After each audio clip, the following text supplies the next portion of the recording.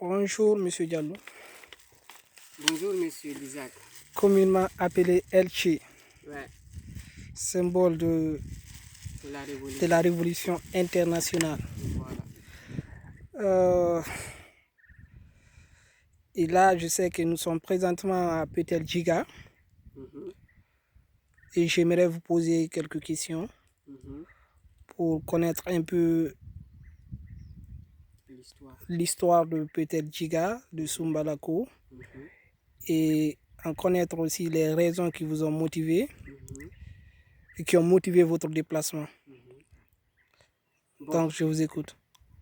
d'accord, merci. C'est tout à fait une fierté d'être là parce que je dirais, c'est un rêve qui est en train d'être réalisé.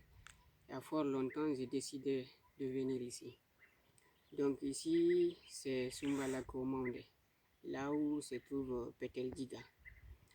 Donc, Sumbalako Monde, c'est une sous-préfecture de Mamou. Euh, pour en faire savoir aux autres, il y a deux Sumbalako, Sumbalako Monde et Sumbalako Togosere. Bon, personnellement, je suis Peul. Et comme toujours on dit le Peul, par ses origines, c'est une personne nomade, éleveur et paysan. Donc, ayant tout le temps entouré comment on appelle, Des troupeaux. voilà, des troupeaux. Donc, à tout moment, il faut se déplacer à la recherche du pâturage.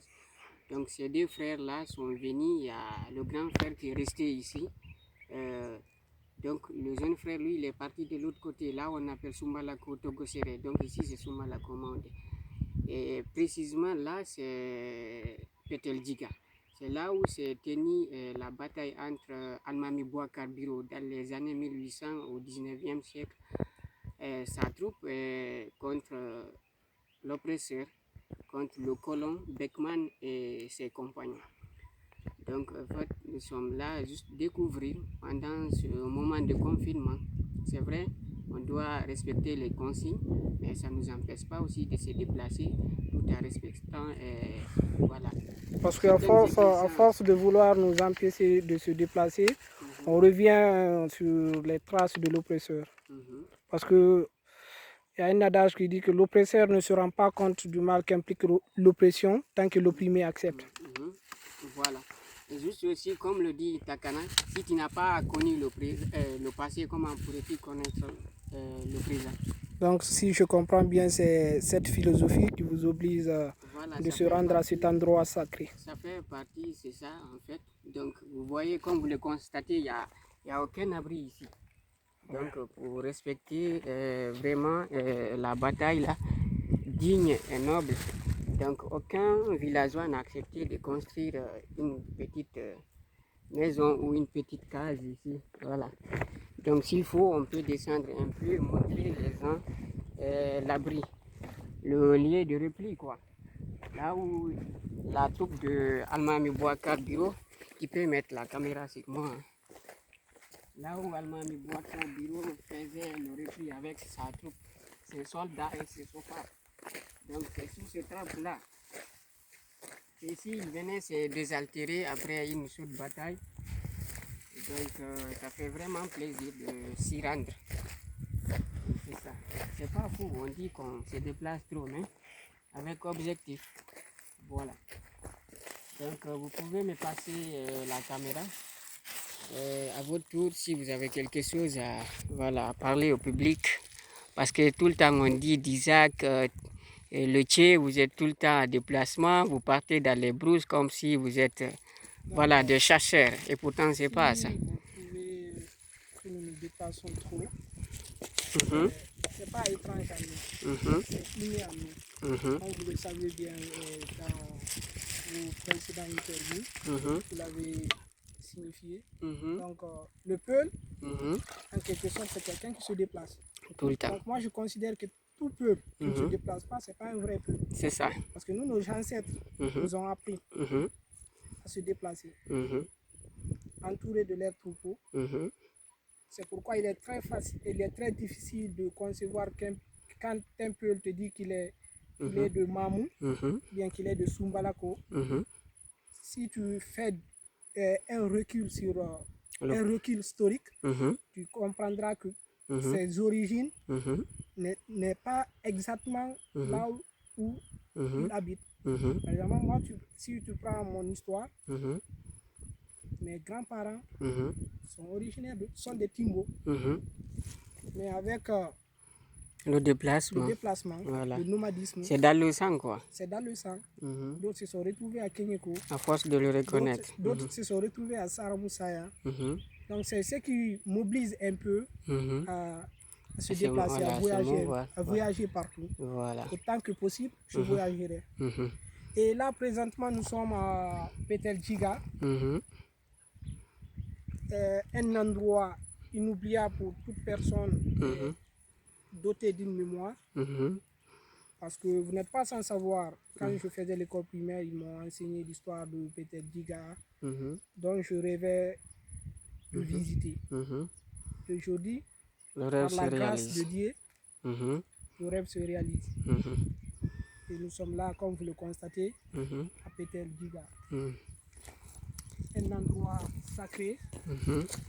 qui m'oblige de C'est- rendre hommage à ces vaillants combattants Mhm, Almami Bokar Biro mhm, et sa troupe mhm, contre l'oppresseur. mhm, C'est-à-dire, quand je parle de l'oppresseur, c'est un peu tout ce qui est Babylone, c'est le système. mhm, Mais à l'époque, c'était l'époque du colonialisme. mhm, Donc, Bokar Biro s'est farouchement mhm, opposé mhm, face à cette pénétration coloniale. mhm, Et ils sont allés jusqu'à faire bon nombre de batailles. mhm, Donc, la bataille qui a le plus marqué l'histoire mhm, est celle de Petel Djiga. mhm. Donc, Petel Djiga, c'est un mot peul. Mhm, c'est C'est-à-dire, ça. En fait, c'est un c'est les. endroit où il n'y a que des cailloux, Voilà, c'est ce comme vous qui est le là. constatez. Mhm, Et ici, vous ne verrez pas trop d'arbres mhm, pousser. mhm.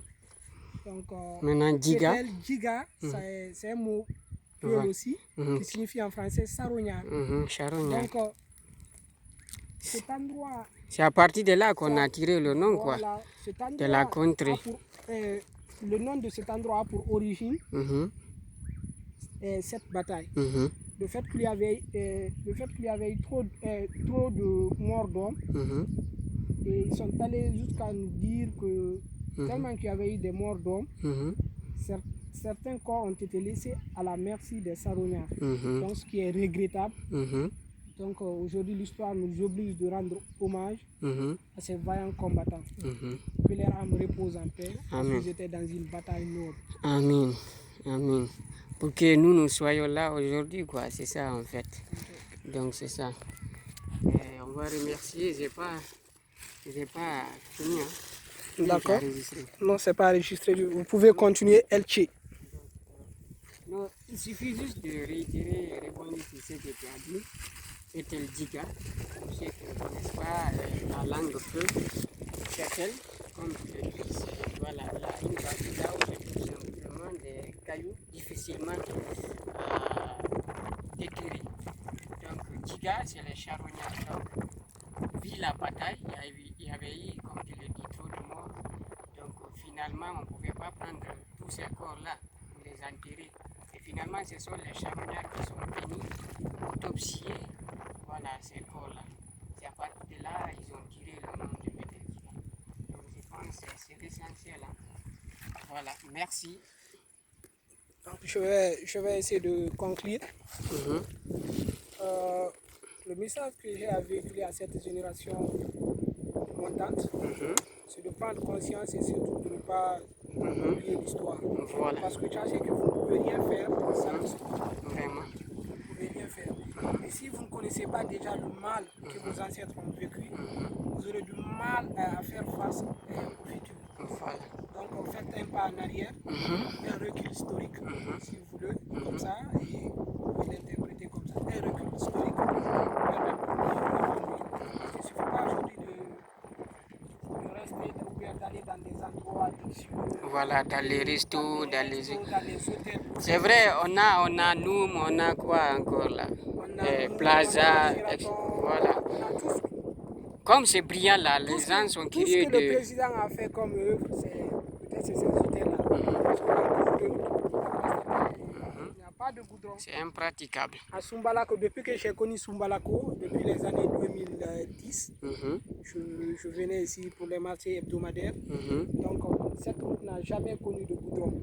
Même la nationale presque n'a jamais connu de goudron. Voilà, elle est défectueuse. Elle est défectueuse. Jusqu'à présent, c'est ça. C'est regrettable. Même si au moins si c'était à cause de la pomme de terre, comme voilà, monsieur le. N'oubliez pas aussi que Sumbalako, c'est. La pomme de terre. Je ne dirais pas c'est un gros village, c'est une grande sous-préfecture. De par ses habitants, Mamou parvient à l'avoir, voilà. à bénéficier de l'air dur labeur. C'est ça. À Sumbalako, à travers la plantation, oui. Vous avez des plantations de pommes de terre. Les différentes, voilà, la culture de la pomme de terre, la culture maraîchère, tout ça. Des tomates, voilà. d'aubergines. Ah, c'est les cultures maraîchères, quoi. Donc c'est pourquoi j'adore cette sous-préfecture. Bien que je ne suis pas originaire de Sumbalako, mais certainement si tu vérifies l'histoire, tu verras que je suis de Sumbalako. Moi personnellement, mes ancêtres viennent d'ici, comme tu l'as constaté. Voilà, comme en venant ici, on a demandé à la daronne, c'est elle qui m'a fait savoir que mes ancêtres viennent de Sumbalako Monde. Sinon, moi je me réclamais de Tolo. Même j'ai entendu mon père parler de Sumbalako Monde et que les grands-parents viennent d'ici. Donc c'est pourquoi la Guinée est une famille, quoi. C'est ce qui fait la particularité du Peul aussi. C'est ça. Le déplacement. Présentement, jusqu'à présent, on dit partout où tu pars dans le monde.